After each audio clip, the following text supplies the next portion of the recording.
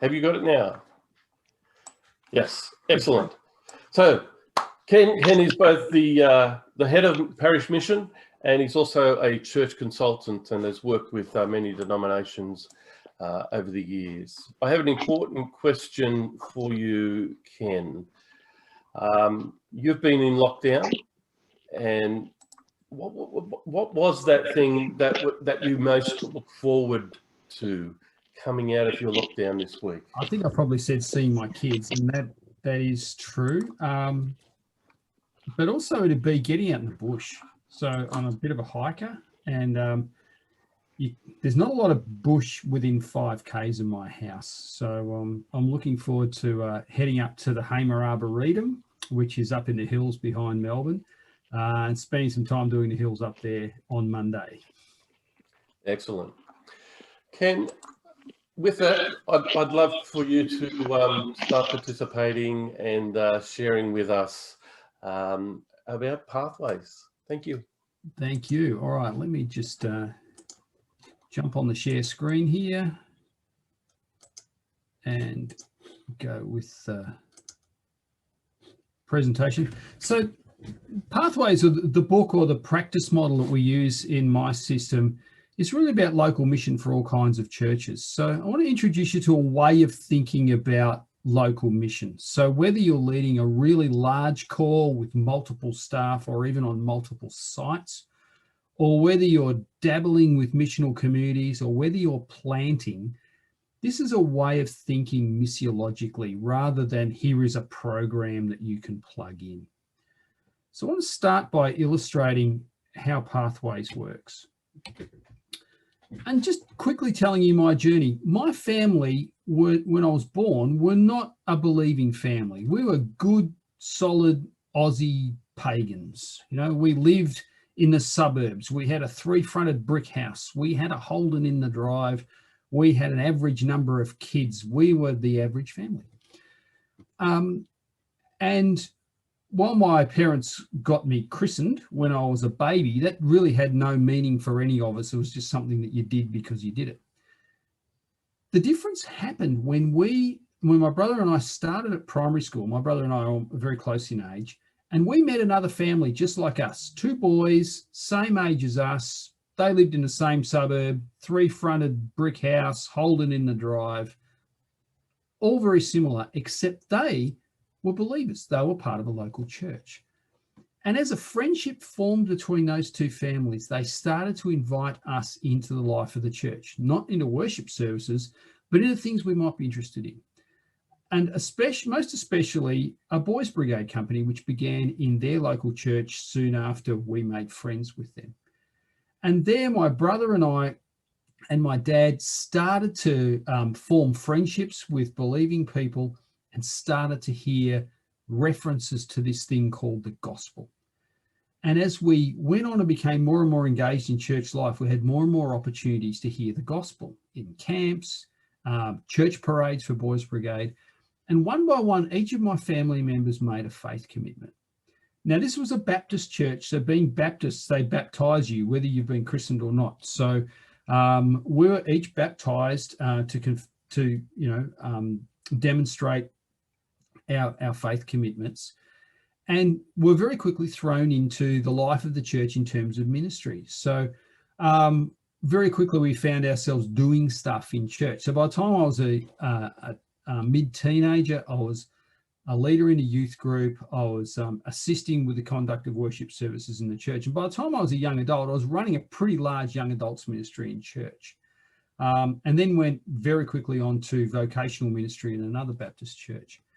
So you can see how over a very short time, relatively, so it was about a decade, we went from being people who didn't know Jesus from a bar of soap to being a family whose whole life really revolved around the idea of spreading the gospel to those who hadn't yet heard it and making disciples out of those who had. And you can probably, as I spoke, remember or identify some key steps. I'm going to throw a whiteboard up on the screen now, and I'm going to ask you to let me just get it going. There's the whiteboard. and you guys, if you're unfamiliar with a whiteboard, you should be able to use the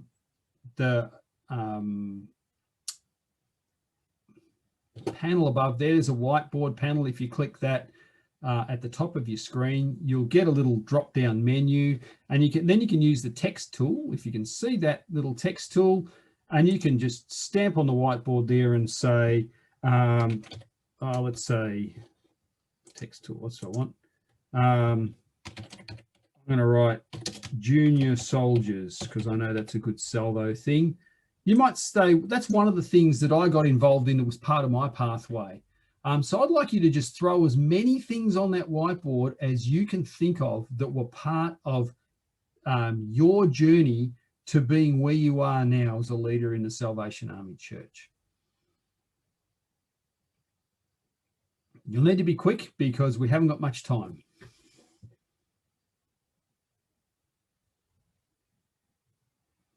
Make sure you choose the text tool. That's it. Someone's written youth group. Music groups. Yeah, don't use the draw function. It's just not your friend. Pick the text tool.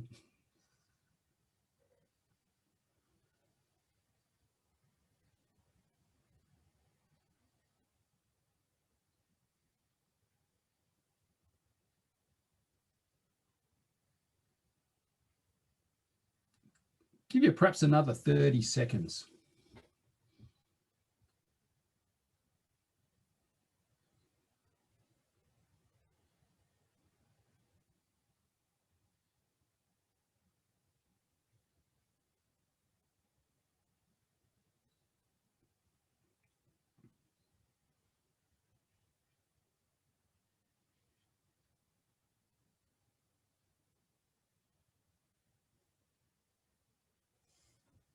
All right, great work, people.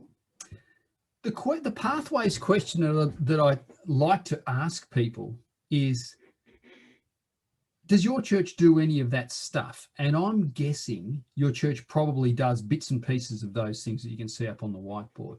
The pathways question is, what if we could do these things in an integrated way on purpose so that they all served to be a part of using the whole church's activity to make disciples? So let's go back to the PowerPoint deck.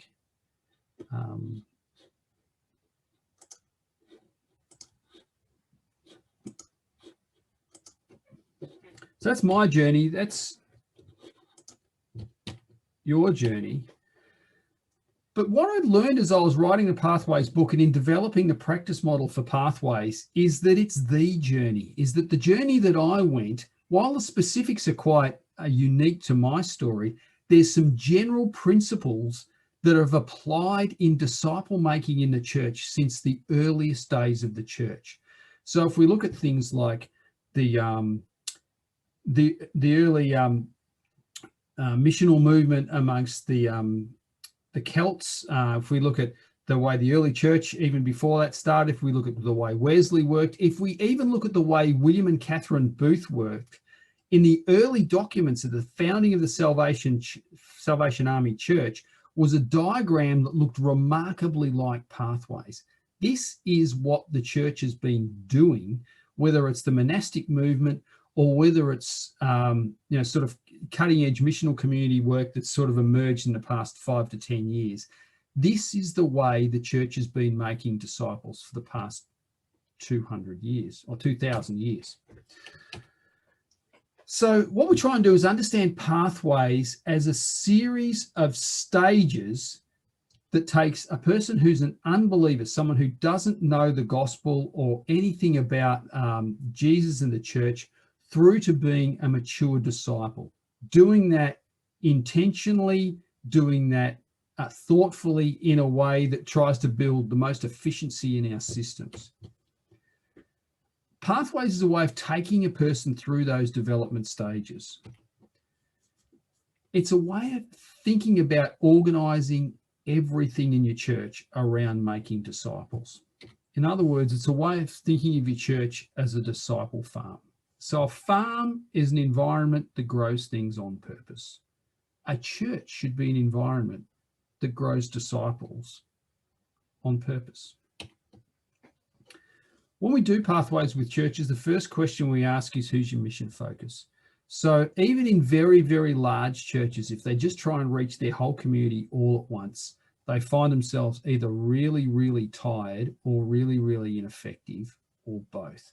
So if you look at all of the people on screen there, you can see that there's all sorts of different people with all sorts of needs. And for your average church, which in Australia is about 70 people, you've really only got capacity to serve 1 or 2 mission focus groups with sufficient resource to be able to help them to become disciples of Jesus. So we ask churches to think, who is God calling you to reach first? Obviously, to make disciples of all nations, but where are you going to start? In your local neighborhood, who is your Jerusalem? And if you can identify a mission focus group, you can start to look through their lens at everything that happens in your church and say, how user-friendly is our church for these people that we're trying to reach?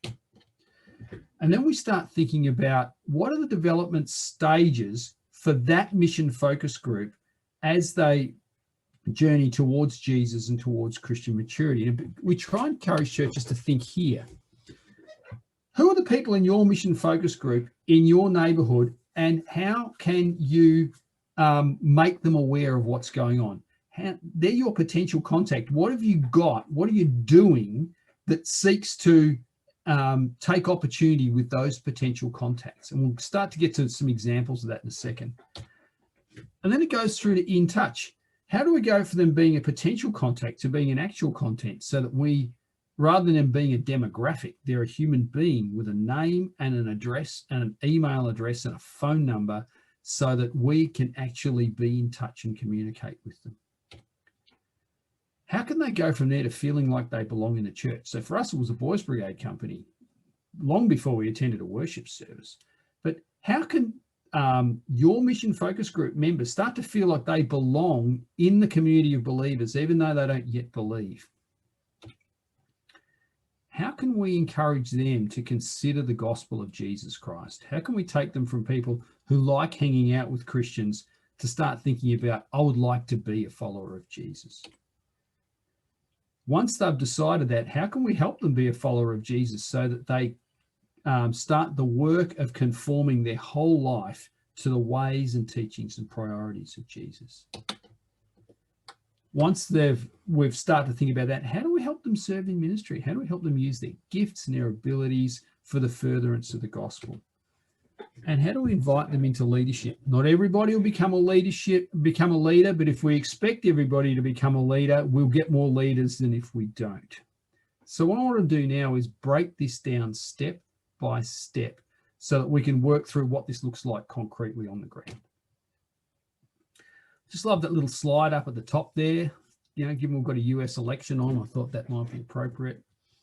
So if we think about this potential contact stage, the goal of anything you do in that stage is to build awareness of what your local core, has to offer. It's for people who don't know anybody at church. So you can forget about your churchy language. You can forget about assuming that they know anything about you. This is for people that you don't know and they don't know you. So it might be thinking about your website. Most church websites are designed for believers, and some of them are designed for insiders. If you're thinking pathways, you're going to think about your website as, oh, this is for outsiders. This is for people who don't know us. So it might be techniques like using Facebook advertising for your functions, finding ways, whether it's online or in person, to start to inhabit the same spaces and make people aware that you guys exist. On a personal level, it could be inhabiting internet communities or forums. In the physical sense, it could be having a sign out the front of your church. Or it could be activities like a fete, where a whole bunch of strangers show up on your site and you can exploit that opportunity to start getting in touch with them. But whatever you do in this space, the invitation is, get in touch with me. Call me, email me, shake my hand. not in a COVID environment, bump my elbow maybe. But the whole idea of anything you do in this space is it extends an invitation for people to get in touch with you. If there's no way that they can get in touch with you, there's no way that they can progress in the pathway. Next stage, I'll throw the questions in a second, but the next stage is in touch, and our goal is to just get to know you. Notice that at this stage, we're not thinking about how can I stick a Bible or a tract in front of you. It's just how can I get to know you as a human being. When the blind man called out on the side of the road at Jericho, Jesus called him over. His first question is, what would you like me to do for you? And so just getting to know the person as a fellow traveler in the human race. Typically, a person at the in touch stage knows one person from the church, or is in touch with one person. The example is somebody who contacts you through social media, and so they're in touch with either the poster or they're in touch with the moderator of the page. Somebody who fills in your website inquiry form. Somebody who gets in touch with you and says, look, Dad died yesterday and he was an old Sally and would really like the service at our church. Chaplaincy is another way of people just having a one-on-one contact with your local church. At a personal level, it could be your neighbours or your workmates. But it's all about, I know one person to church. I might not even know that they're at church, a part of this church. I might not know the church exists yet, but I'm aware of this one person. But the invitation is to come and meet my friends. Our research shows that the vast majority of Christians knew more than 3 believers before they made a faith commitment. So if you want to form disciples of Jesus, introducing them to other disciples is a very important part of their development, even before you challenge them with the gospel. And here's the belonging one. Our goal is that you'll feel at home. People belong before they believe. So the goal here is, or the relationships here is, it's an opportunity to form relationships with a number of people from church so you feel like the church is a place where you belong. Examples are playgroups and kids clubs and recovery communities and online book clubs and interest groups and third space hangouts and anything you can do online or in person for it to be a forum where people feel like these people are my friends and I belong here. And most churches have got something running in this space. We know how to do this. The problem is we don't extend any invitation. So the invitation coming off the back of these belonging environments is come and meet Jesus. It's not about putting on a gospel presentation at your playgroup. It's about inviting your people from your playgroup to come and do Alpha, which is at your next stage. I'll get to questions is on the next slide. So this stage is embracing the gospel, and our goal is you'll make a faith commitment. It's not about getting people to church. It's about getting people to make a faith commitment. The relationship is primarily that they'll meet Jesus. Now, they might meet Jesus in the Bible, but it's more important that they meet Jesus than they become students of the Bible. So examples of this sort of stuff is Alpha, and you can run Alpha in person or online. A thing called Pilgrim, using simple discovery Bible studies, which is what a lot of missional communities use. It could even be, if you're in the recovery space, 12-step work with a sponsor can be a fantastic way to introduce people to Jesus, as long as when we talk about higher power, we talk about God in Christ. And my experience with recovery communities is when people meet Jesus as their higher power rather than something esoteric, they do a whole lot better than just any old higher power. Our invitation is not that you'll pray the silver bullet prayer, but that you'll come and follow Jesus as a way of living. Wow, lots of content there. So I am going to stop share. We're only halfway through the pathway, but I'm interested in your questions. So Colin, do you want people to just fire them at me verbally, or do you want them to put it in chat? I'm happy for either way. If people want to speak it out, make sure you go off mute. It works better that way. Yep. And we'll hear you. Otherwise, put your question in the chat area and we can speak it to the group from there. So fire away if you've Peter. got a question. Go ahead.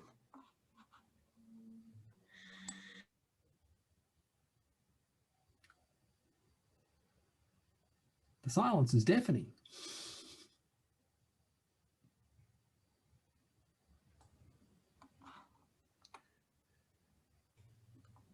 I think one of the things that you have identified, particularly in those first two stages, is that there's been a bit of a shift from what is the front door of the church, being the physical coming into the building, to things like the website and how we're presenting the church out to the community.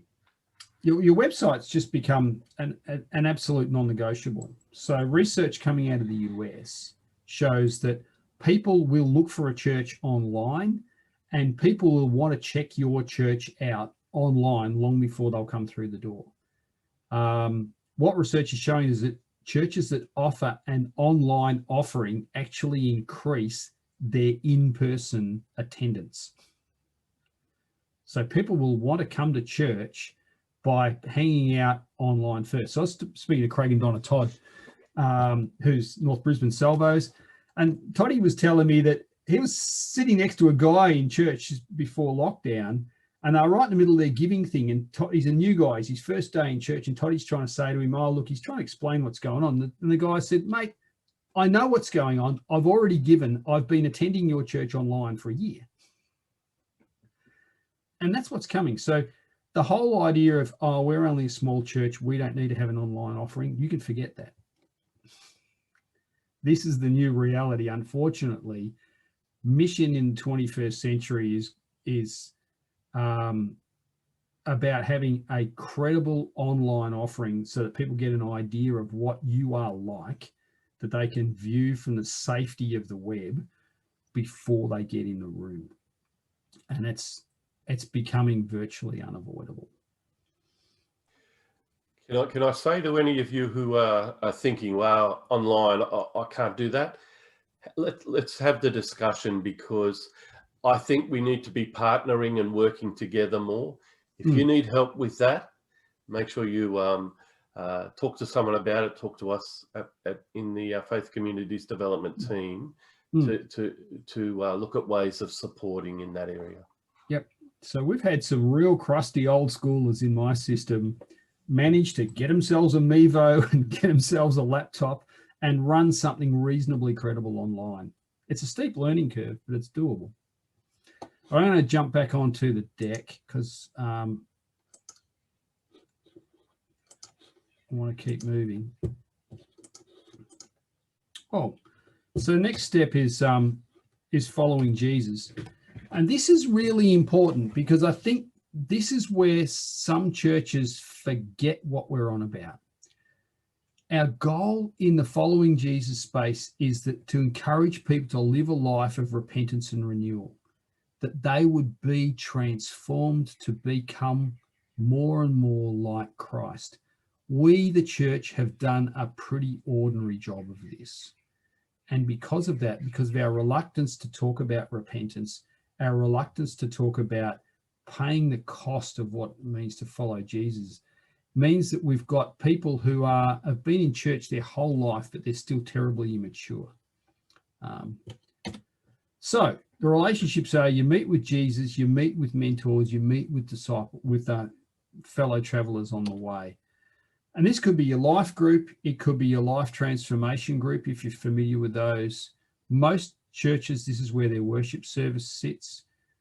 For more traditional churches, the daily office has really seen a resurgence in this online environment. So people doing morning prayer online are getting, one of my guys gets 50 people to morning prayer online.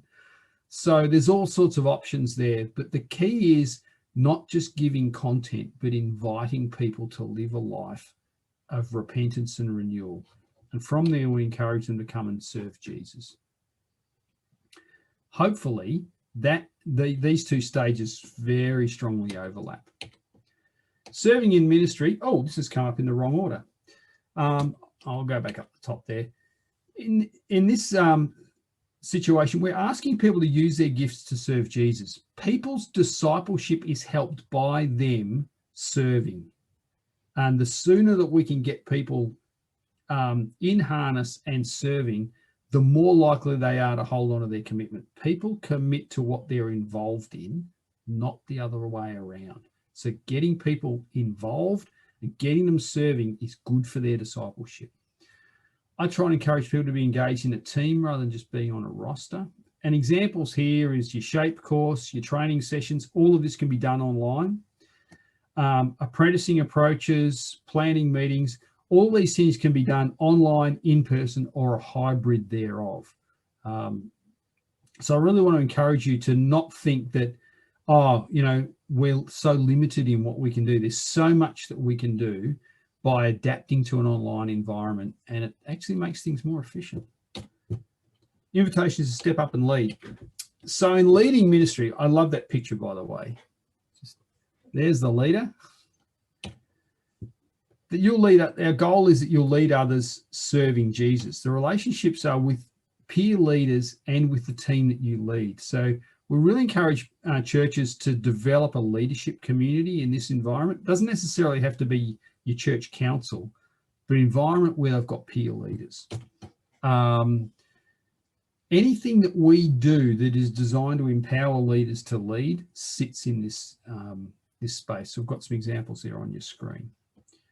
And even then, we're going to invite people to reproduce their leadership. So that's the 7 steps. So 7 steps from being somebody who wouldn't know Jesus from a bar of soap to someone who's devoting their whole life to the advancement of the cause of Jesus. We encourage people to organise their church around those 7 steps. Key principles. It's about relationships.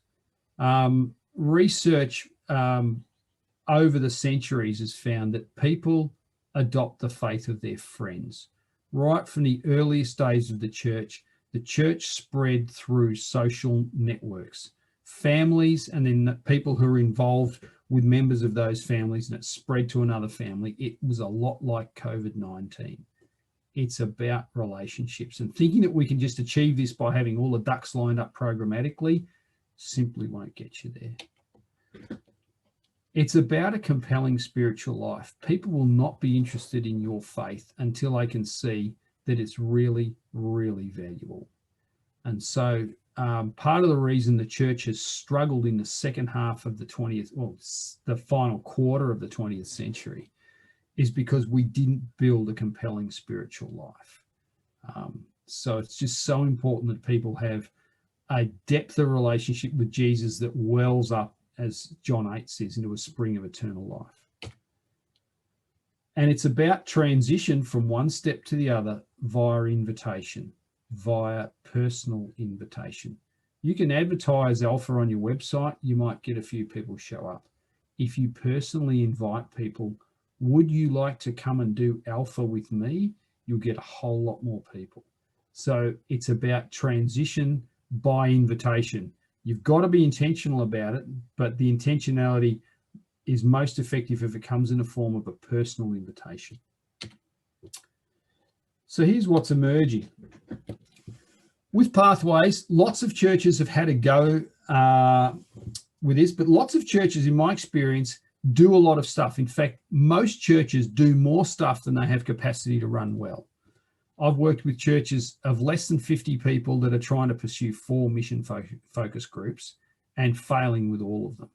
So most churches do a lot of unconnected and unfocused stuff. And the first thing we encourage people to do is list all of your stuff and tell me which things you're going to stop doing. Churches, and Salvos are really probably the front line of this, are actually pretty good at serving their community. So most Salvo core do something to be good news to somebody. But churches on the whole are terrible at helping people become followers of Jesus. We're good at helping people get off the booze or helping them find a job or a house. We're terrible at helping them find faith. And we've got to get better at it. In Pathways, what we've found is taking people from belonging to embracing the gospel is the toughest step in the whole pathway. If you can crack that nut, you can probably crack all the rest of them. But that's the hard one. Outcomes. Some churches that have done pathways have experienced really significant growth. So it's not unheard of that churches put on 60, 70% over 3 years. I'm not guaranteeing that, but there's potential for that. There's a whole lot of variables that determine it, but there's potential for very significant and sustained growth. Most churches that do pathways really struggle to implement it because it's not complex, it's just hard. None of what I've said today is probably particularly different to what you already understand. I might have just threaded it together in a different way, but making all of that work together requires effort and discipline, and you're probably going to have to change the way you do a lot of things in order to pull it off. Getting coaching and getting a learning community of support vastly improves your outcomes, to the point where if you want to do a pathways workshop with me, you're welcome to, but I will not do it with you unless you commit to a year's coaching. Simply because if you don't have a coach to hold your feet to your fire, people get distracted with all of the immediate things of ministry. Pathways stops becoming a priority. You lose your way. And a year later you go, oh yeah, we did a pathways workshop, but it didn't work for us. When the truth of it is, we did a pathways workshop and we didn't do the work. So it's not complex, but it's hard, and you'll probably not make much progress unless you get a coach, and you'll make even better progress if you participate in a learning community. That's the end of my deck, other than some information. I will go to that, and I'll leave that on screen so you can jot it down. Just a bit of a heads up. On the website, there is a booklet that you can download for free. I'm having a bit of trouble with the website, so the developers haven't quite fixed it yet. If you have trouble downloading that resource, then just email me at that email address and I'll send you a copy. But if you can get it off the website without flooding me with emails, that'd be handy. The other thing is the book sales aren't working on the website either, but you can get it from Book Depository for only a couple of bucks more than you get it for from my website. I would encourage you to read the book, but I'm not here to sell it. So let's go back to questions. And I'll get off share screen in a second. I just want to allow you time to write that stuff down.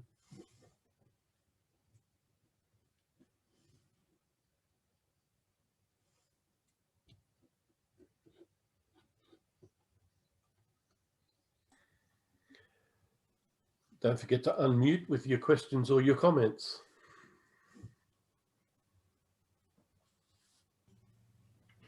Ken, Yep. I'm just wondering, with all the different stages, is there an average of how long it takes a person to get from stage 1 to, you know, stage 7 or whatever? I know Super question, Debbie. that's a hard question to ask, because I know that people's different personalities and everything come into it. It's mostly about the church. Okay. Yeah. So one of the study churches that we worked with like 20 years ago when we first developed this practice model, their average time of unbeliever to leader was 3 to 5 years. Okay, so very quick. And in my own story, it wasn't, especially for my dad, it wasn't much more than that. So you can do that quite quickly. If you're working in a lower socioeconomic area, it gets harder and slower. They'll do the initial steps really quickly, and then the following Jesus step is just torturous. So like recovery community, those sort of people, that's where the hard work really starts. But you can get people in a welfare dependent suburb to make a faith commitment on their front doorstep by door knocking them. Conversely, if you're working in a wealthy suburb, like you're in Mossman in Sydney, or you're in, Canterbury in Melbourne, people might take 3 years before they're willing to consider making a faith commitment, but then they'll rocket through the rest of it. So it's got a lot to do with how much structure and how much discipline they already have in their lives before they make that faith commitment.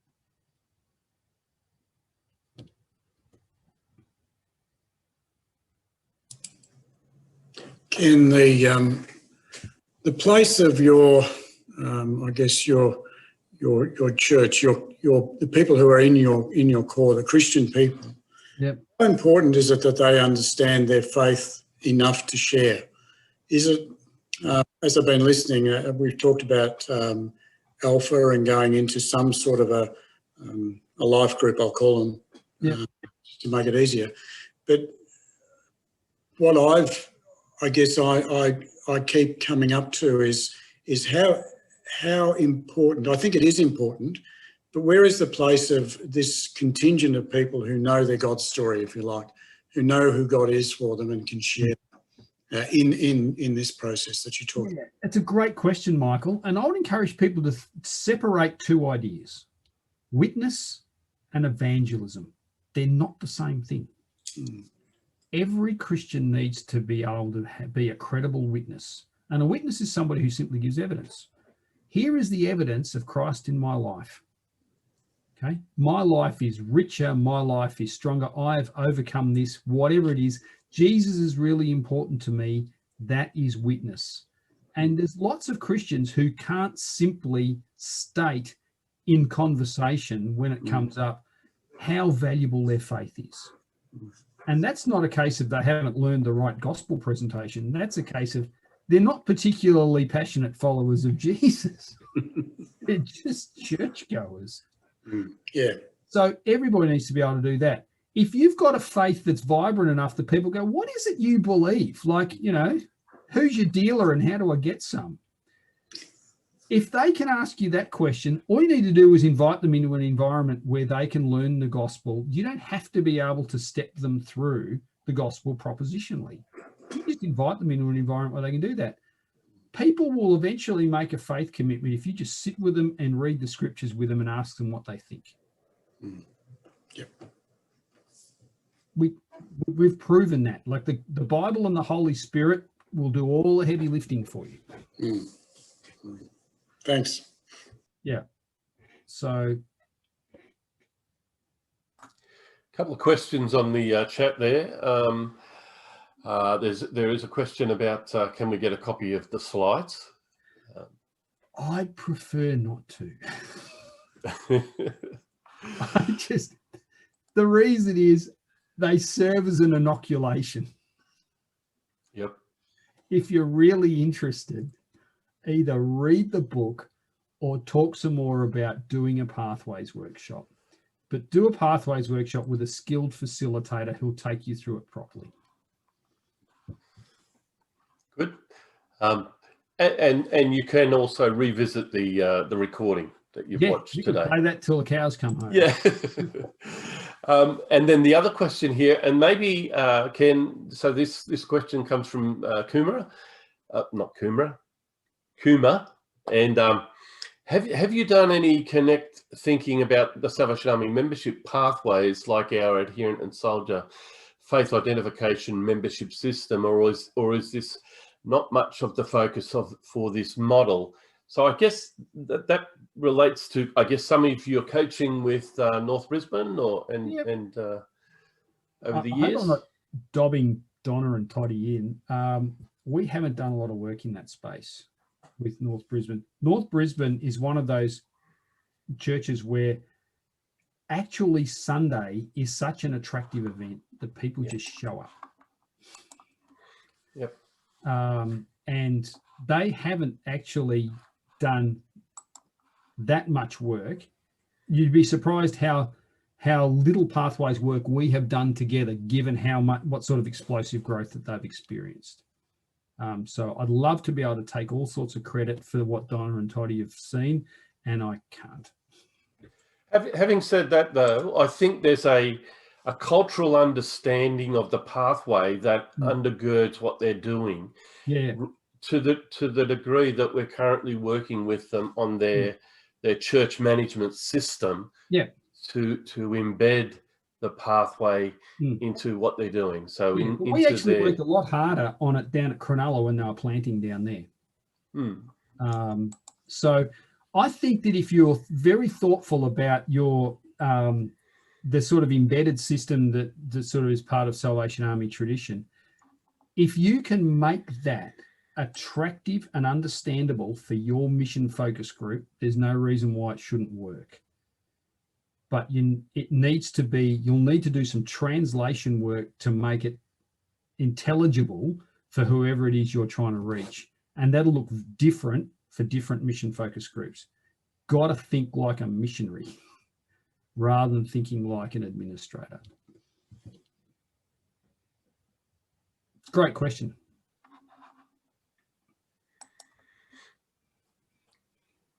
I'm sure there's other questions out there, or you might want to make a comment about how this relates to where you are. Help me understand the question.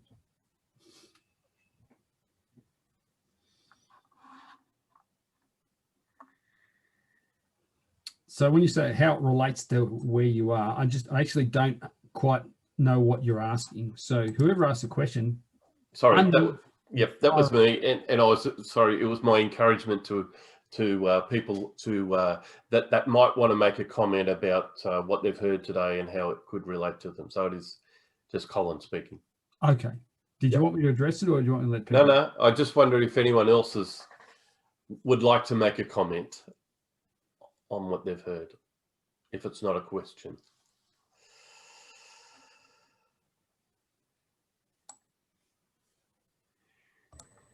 I guess we're all sort of thinking it through, and even I'm sort of doing that as I speak, and so was sort of a little hesitant to sort of say anything.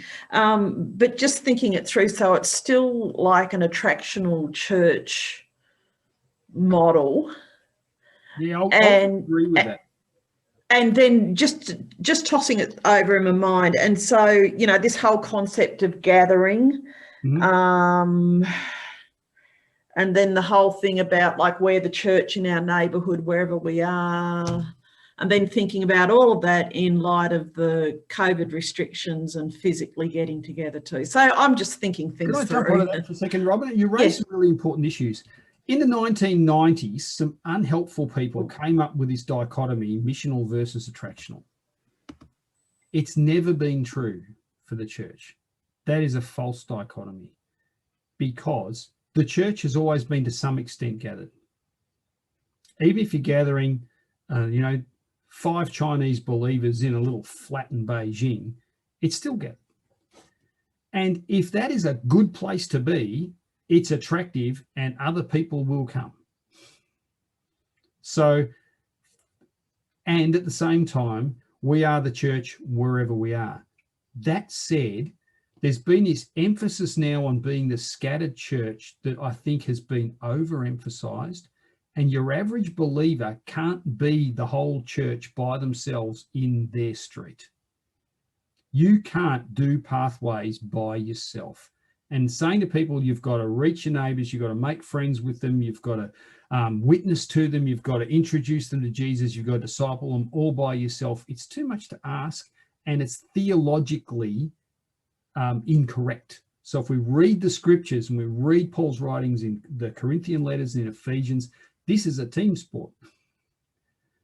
So yes, we do need to form relationships with people, but invite them to our Christian friends. Invite them into the community of believers, whether that's a barbecue in your backyard or whether it's, your life group going to clean up some widow's house or whatever it is. Just get them involved in your life.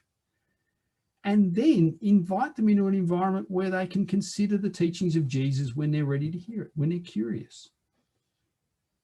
So it is missional and it is attractional. So I've done pathways with really, really big churches. So they might be pursuing 6 to 8 mission focus groups all at once. I've done pathways with church plants. I've done pathways with churches that are submerged, that have no public worship service. It's the missiology that counts, not the actual programs that you put into each category. So great to raise that. Thank you, Robin. No, I love all that, and it just sort of confirms a lot of my thinking. I guess too, it's just this COVID bit that we're all got to work through anyway, and just this fact that, you know, we need a belonging community, you know, whatever style, shape, and all that sort of thing. It's got to be a place, you know, where people can belong and feel at home. So that, in my understanding, yes, there's definitely got to be sort of some form of a gathering and where the team's able to sort of use the gifts and things like and that. the Sallies are brilliantly positioned for this, because Sallies have got better brand acceptance than any other church in Australia. So running something under the Salvation Army brand, I should say, people will trust it. You know, you're on a winner.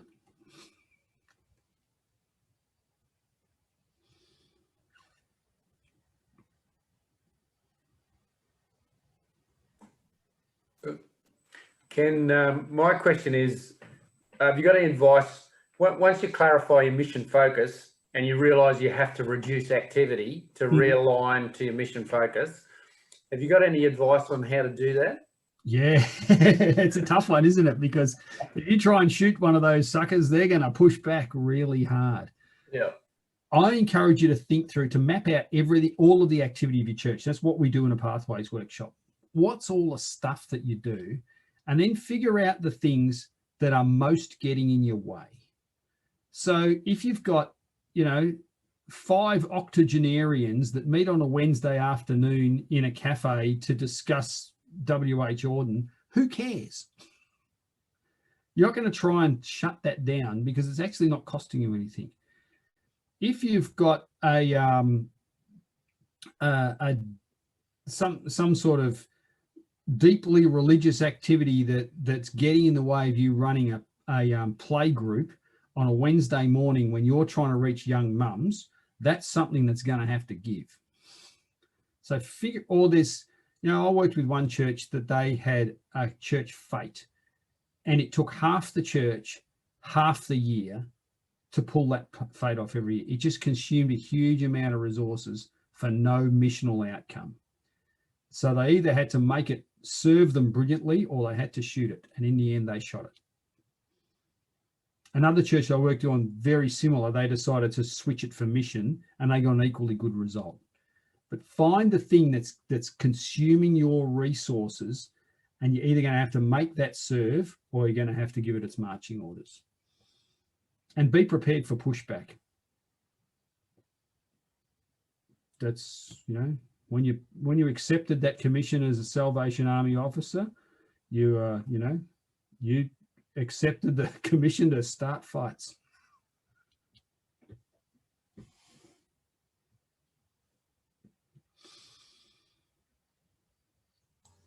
Hi, Sandra Nkuma here. I just wanted to share something. Thank you, Ken, for your presentation and the tools that you've laid out. As you said, it's second nature to us discipled Christians, but we need a pathway. But I was interacting with a dialogue on Facebook this week from Wesley Mission in New South Wales, who have campaigned about poker machine addiction in a media campaign. And I got into a conversation with a woman who said that the people at the pokies were more friendly than people at church to her. And it really impacted me. And I can identify it with it here in this town. Wow. The venues and the families I know. I've actually been pastoring a family after the suicide death of a member, and they were all, they're all at the RSL, the poker machines, you know, for days and days. And that is a sense of belonging that people don't feel. Yeah. anywhere else. I wanted to The reach challenge those to people. us, and I know it's not. I know it's just distracted from what you're saying. No, it's not at all. How do we get to that? I would encourage you, if they're already gathered, then you need to go and invade their space. Uh-huh. You know, go hang out there. The thing is, that you can bang your Salvation Army officer uniform on, and like you're in. Yeah. And go and inhabit that space and start conversations and become part of that community. Like, I hate pokey venues; they're just the worst. But if you want to reach them, be like Jesus, who emptied himself, and for the joy set before him. So it's a great, if they're who God's calling you to reach, then I encourage you to build your mission pathway around that idea. And it might mean some of you guys starting to inhabit the pokey venue. I'm not saying put coins in the slots, but